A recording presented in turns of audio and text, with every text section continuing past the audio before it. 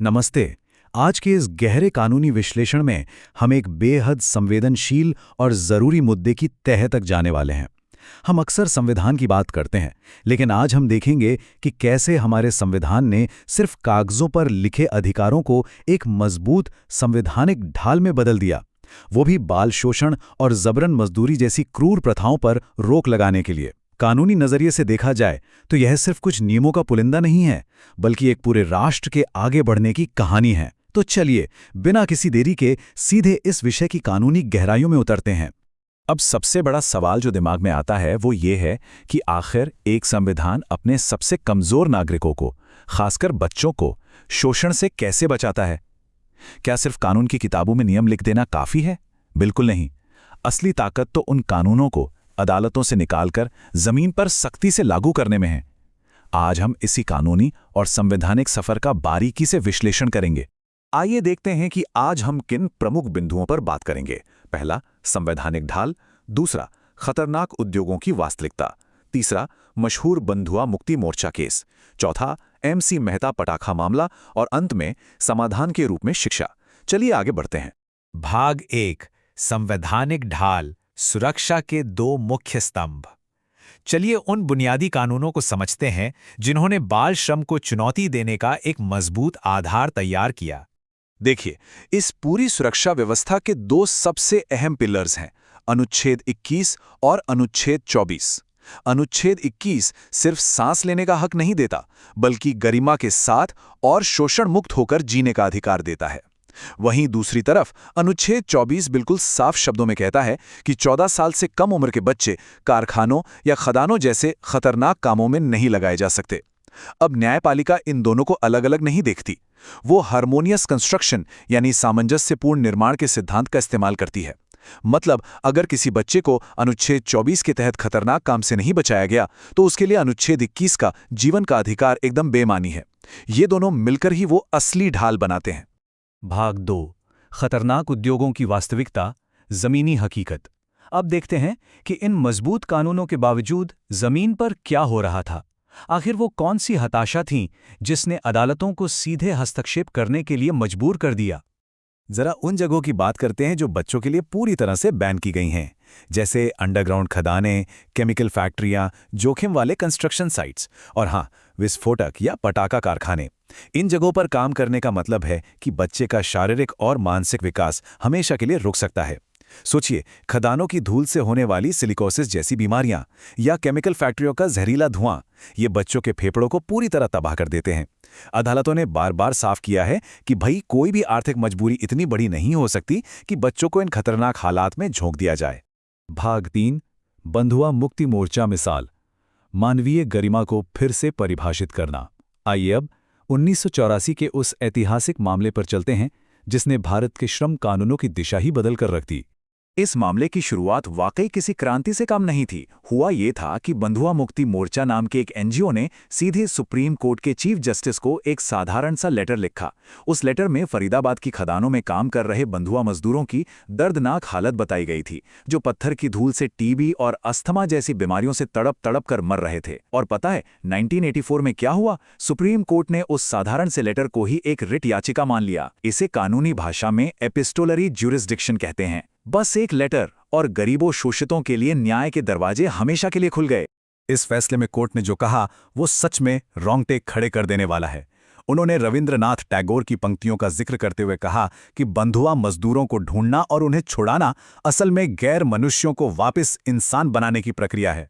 संवैधानिक नजरिए से गैर मनुष्य का मतलब है कि जब किसी से उसके सारे बुनियादी हक छीन लिए जाते हैं तो वो सिर्फ एक मशीन बनकर रह जाता है।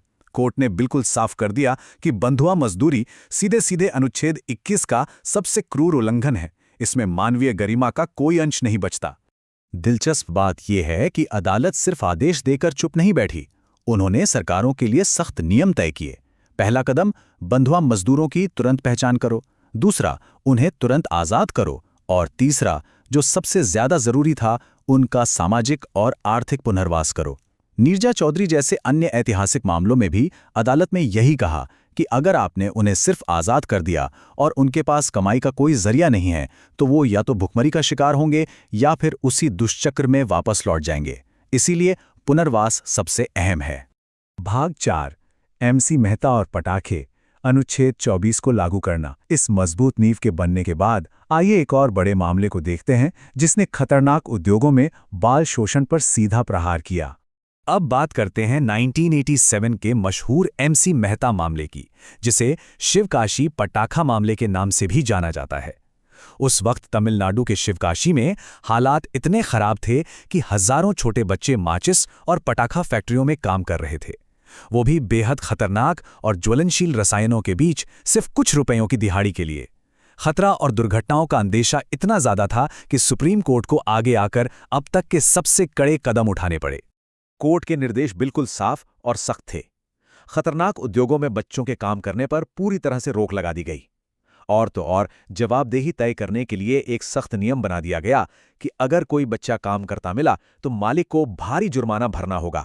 ऐतिहासिक रूप से ये जुर्माना 20,000 रुपये प्रति बच्चा तय किया गया था और ये पैसा सीधा बाल श्रम पुनर्वास कोष में जमा करने का आदेश दिया गया ताकि इसका इस्तेमाल सीधे बच्चों की पढ़ाई और सेहत पर हो सके। यहां से एब्सोल्यूट लायबिलिटी यानी पूर्ण जिम्मेदारी का सिद्धांत लागू हुआ, जिससे बाल मजदूरी करवाने वाला कोई भी व्यक्ति बच नहीं सकता था।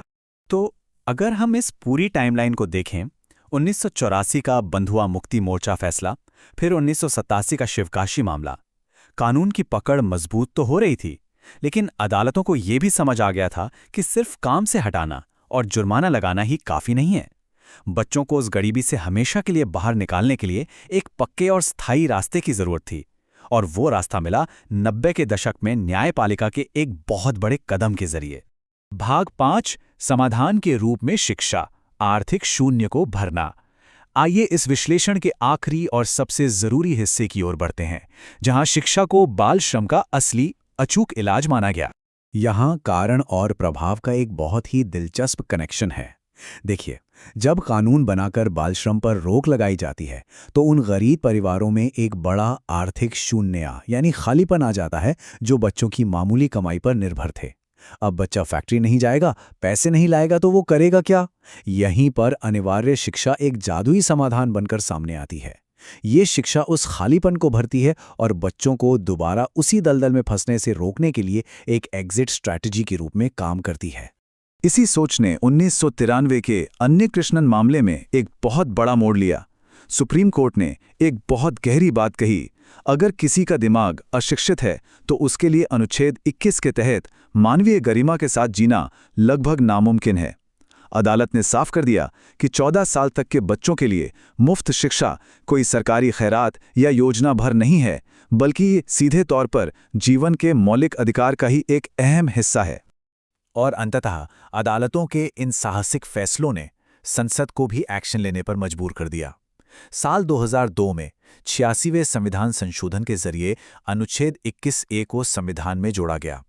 इस एक कदम ने 6 से 14 साल के सभी बच्चों के लिए मुफ्त और अनिवार्य शिक्षा को एक पूरा लागू करने योग्य मौलिक अधिकार बना दिया, जिसने बाद में 2009 के शिक्षा के अधिकार अधिनियम के जरिए जमीनी हकीकत का रूप लिया। इसने मौलिक अधिकारों और राज्य के नीति निर्देशक तत्वों के बीच की दूरी को हमेशा के लिए खत्म कर दिया। तो इस पूरी कानूनी और संवैधानिक यात्रा को समझने के बाद हम एक बहुत ही गहरे सवाल पर आकर रुकते हैं। क्या किसी संवैधानिक अधिकार की असली ताकत सिर्फ पन्नों और स्याही में है, या फिर उन अदालतों और जागरूक नागरिकों में जो उन्हें सख्ती से लागू करवाने का साहस रखते हैं? आज के इस विश्लेषण से यह बिल्कुल साफ हो जाता है कि कैसे न्यायिक सक्रियता ने संविधान के वादों को एक जीती जागती हकीकत में बदल दिया। उम्मीद है इस कानूनी विश्लेषण से इस जटिल विषय को समझने में बहुत मदद मिली होगी। सोचने के लिए ये एक बहुत ही शानदार विचार है। आज के लिए बस इतना ही। अगले विश्लेषण में फिर मुलाकात होगी।